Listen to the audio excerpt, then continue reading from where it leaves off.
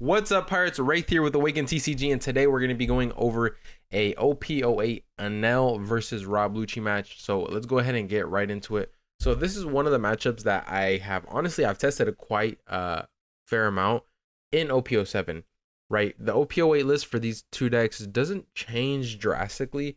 I think Rob Lucci, the big notable one is obviously you get the Jack, and then I'm not sure if you get anything crazy for Enel. If I'm not mistaken, I'm pretty sure it's about similar to the O7 list. I could be wrong. So the Enel goes first, as I think you should in this matchup. If you win dice roll, I think Enel has the edge if you go first, allowing you to 7-drop Enel rush on curve, which makes it so much easier to apply pressure. Enel just goes swing 8. The Lucci's gonna take, never gonna block there. And then swing 5, search on their first swing turn at 4 Dawn. They find a Rob Lucci, and then as an L, you never want to counter out too early. You want to kind of just build hand, unless you're playing blue, and then you have to play around putting. Um, but this is not that matchup. We are going into Rob Lucci, and so I just want to highlight a couple key things that happened during this match, because this is a hard matchup. Enel struggles into Lucci. The longer the game goes, the more Lucci just starts steamrolling, right? If they can apply pressure while KOing every big body that you play every single turn, it gets really rough. So, you play one unit, one boss monster, they get rid of it. You play another boss monster, they get rid of it. This whole time they're getting rid of it, they're playing Moria. They're playing Jack. They're slowly building board, and it just makes it very difficult, right? So here the Enel went swing 5, played the 5-drop Luffy, just to be able to get that swing in next turn, and on top of that, be able to KO something on the opponent's board, which is going to be a lot of momentum. But also from one aspect, you can see that 5 cost Luffy on the board as a bait, right? So as you can see here, it's funny, I just said that he goes 2 for Helmeppo -3, and then he goes leader swing -1 to make it a 2 cost, right? 3, 4. Oh no, it makes it a 1 cost. So he could have popped it anyway, but then he goes Lucci, pops it, and establishes a body. So now for follow-up turns, that Helmeppo is going to be useless, right? You're not going to be able to be usable in trash.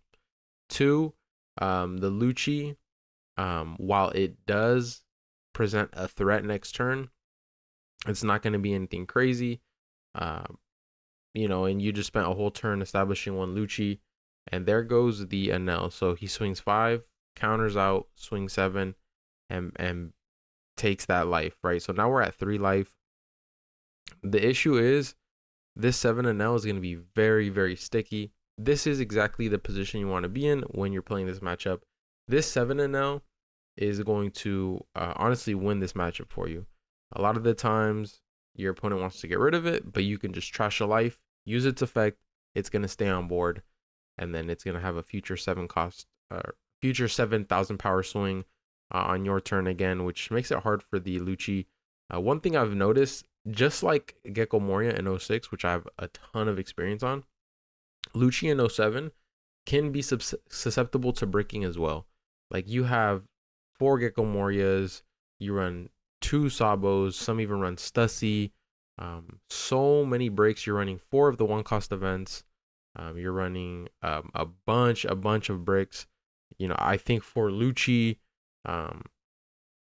even this list now with Jack, I think Jack is a brick. So, the potential to brick for, these black decks are very, very high. And so all it takes is for you to be a little aggressive, them to not have enough counter in hand, and you could just, take the win. But you have to see your units, right? The 7 Enel on curve has to be played. It has to be sticky. And so even here, the Lucci player swung 7 with Rob Lucci and played a Jack, right? Just straight up played a Jack, knowing that, this Enel is probably going to he's probably just going to take that life. So it doesn't matter about popping him. He'd rather just keep him at 2 life. Which honestly was probably the right decision. I'm not sure if he had any other play.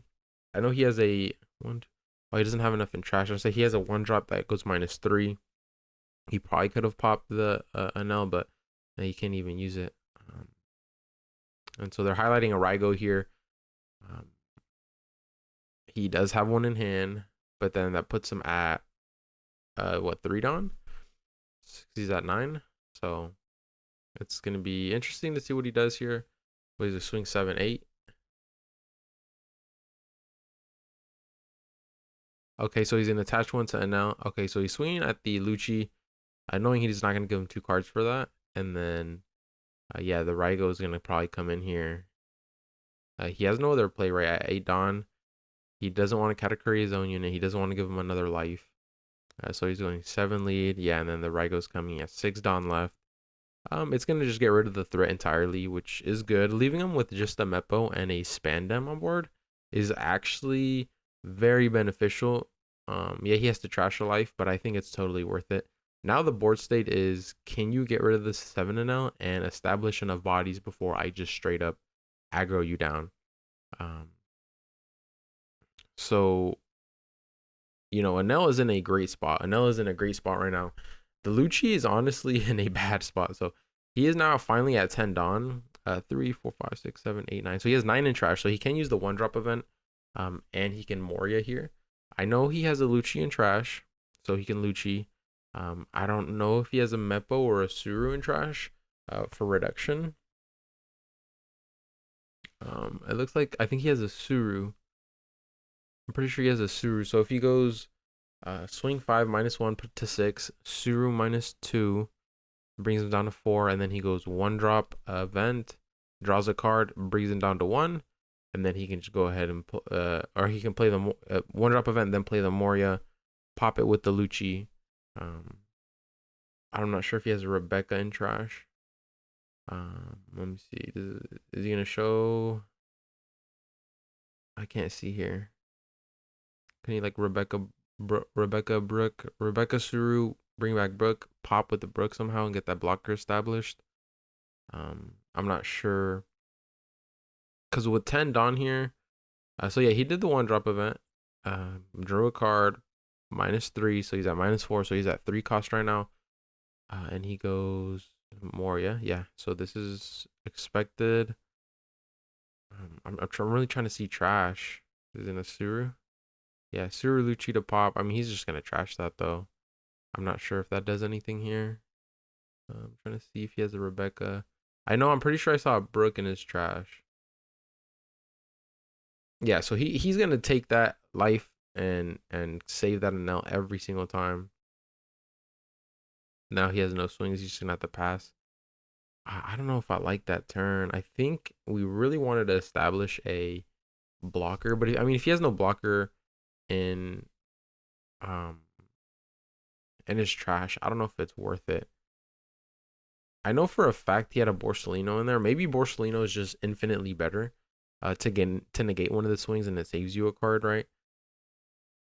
Um, yeah, you trash one of the Enel's lives, but at the end of the day, he just gave you 1 card out of his hand, which didn't establish much. I think I'd rather establish a Borsellino that's gonna allow this Moria to have more tempo for an extra turn, right? You play the Borsellino, you block one of his swings, that's 1 extra life that you're gonna have. And then you can counter out of future swings. So like let's oh, he has a 10 ace in hand, by the way. So swing 5 blocks for 1. I don't know if he has a 2 and a 1 in hand. So okay, so he swings 7. I think he's forced to take here. Oh, he does have a 2 and a 1. Okay, so 2 and 1. Imagine he has a Borsellino now. Imagine he has a Borsellino, right? He goes 10, heals, swing 10 at lead. Okay, what if you have a Borsi here and you just block? Okay, cool. We're just gonna go ahead and block. Right? We're still at 2 life. We still have a Moria on board. We're still at 2 life. Keyword 2 life. Right? And now he can swing 9 at the Enel. Right? Trash life. That's fine. Can't use the effect again. Let me go ahead and pop him. Let me go ahead and pop him. No stage hurts. I don't know. I'm pretty sure 08 list run stage. I'm not sure. I obviously hasn't seen one. Leader swing 5. He's gonna go ahead and trash 2. And now at this rate, with 1 life, he has another Moria in hand, which is good to know here. Last turn, if he were to have blocked with the Borsellino, he's still at 2 life. He could play Borsellino, or he could play Moria again and then have another Borsellino. And then I think at that point he just wins on the crackback. And then he gets Egghead Luffy, pops the Lucci, which feels even worse. Trying to see his trash. Like, his options right now are limited, right? Because he's gonna die next turn without playing a blocker, and so he knows his hand is completely bricked as well. I think last turn, instead of the Enel trashing one card, you just play a blocker to be more defensive. Like, if you're at 2 life here with the option to play a Moria and bring back the Borsellino again, your opponent's gonna have 3 swings. You're gonna have 2 life, 1 blocker. He can't pop the Borsellino. You never die. But now you have 2 Morias established, a Borsellino that you're probably gonna have to block with, and he's in a search, and then you probably can just go for game on the crackback. I don't think playing the Lucci pop the Enel was the right play in that situation ever. Because now you just lose. Right? The Enel has 1, 2, 3 2Ks in hand, right? Yep. Trash a card. Swing a 9 at the Enel. I don't know if he wants to. He still has what, 8 Dawn left? 9 Dawn left? I don't know, but it's just not looking good. It's not looking good. The Enel, that 7 Enel is putting in overtime. It is putting in so much work. I think the Moria did misplay by going Lucci Suru, trying to pop the 7 cost Enel like he was just gonna give it to him. Like he didn't have a free life to give, and so yeah, he's swinging 9 at the Enel. He's gonna go ahead and use the effect. And then I think, yeah, the Lucci knows he's never living here. He's probably gonna go for game. 1, 2, 3, 4 bricks. I'm not sure what that card in the middle is. It might be another brick. It's like you're in a position to where you can put up 1 blocker, but then you still have, okay, so he is running stage. We can see it in his trash. You're putting yourself in a situation where you still lose even if you put a blocker up. So Moria is never the answer. And then, so he's swinging 5. I don't know. I think you just counter that, right? You just counter that. Yeah, there's no world where you just don't lose here as the Lucci player. I think, especially if you're gonna go for game, I think you wait on the Moria swing, just so that can be even more of a lethal. Maybe you go 4 onto the Meppo, swing 7, maybe get 2 2Ks out of him. I don't know. I mean, honestly, it came down to just him not going Moria Borsellino on that previous turn. Because, like, what's 1 card Enel's going to trash going to do versus you having a blocker that's going to save you a life? Especially in these end games. You want to play very defensive. This Enel's trying to rush you down. They can't outlive you in this matchup. And so I think he just misplayed on that first Moria where he should have played a Borsellino. So then he could have been at 2 life. He would have had a Moria on board, and then you could have played another Moria with another Borsellino that you just used to block. And then at that point, with 2 Morias on board, you're swinging 9 at the Enel. You're swinging 9 at the Enel. He's going to give it to you. You're still at 2 life. Yeah, he has a 10 ace, and he can probably play something else. But now you have 2 life. You have 2 Moria. You have a Borsellino. And it just stalls you out for longer. So yeah, he just swings 10, takes, and then he's going to shove here, and then that's game. Obviously not seeing stage is a big factor with Lucci, right? But that's what you have to deal with when you choose to play a deck like that, right? You see stage, every matchup gets infinitely easier. You don't see stage, you're going to have a rough time trying to, close out a match, especially with units, big boss monsters, such as Enel.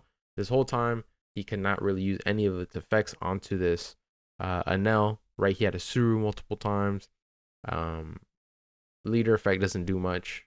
It's just a -1. You're gonna need an extra card out of hand to get that reduction off. And so yeah, I mean, this is the breakdown on how this matchup goes in general. Is just CV7 cost on curve, protect it, be very aggressive and hope your opponent just can't keep up with the amount of aggression. Obviously, 10 ace is insane as well. Being able to play that, heal a life, swing 10, put your opponent down, put him on the back foot is just so good. That's how you're supposed to win as an L. If Lucci sees stage, it gets rough. But this is from my perspective in 07. Obviously, 08 lists are a little different, but it's the same principle in this matchup. It's not like the decks changed in a crazy amount over one set. And so, yeah, I hope you guys learned a little bit of matchup knowledge. So one of the matchups I've actually tested, I'm not going to play Enel. It's still up in there what I'm going to decide to choose. I'm just kind of trolling everyone on Twitter of what I'm actually going to play. Bonnie, RP Law. I still have to test Lucci. I do still have to test Lucci. That will come at a later date. But with that being said, I hope you guys enjoyed this video. Make sure to subscribe to my Patreon if you haven't already. I have a lot of great content, especially if you're an Enel player. Jonas made a free guide, kind of like an intro to Enel, right? Breaks down good cards, why you're using them, why you should use them, and then he goes over the leader and a couple of deck lists breakdown that he made. So it's very insightful if you're going to go for Enel in OP07.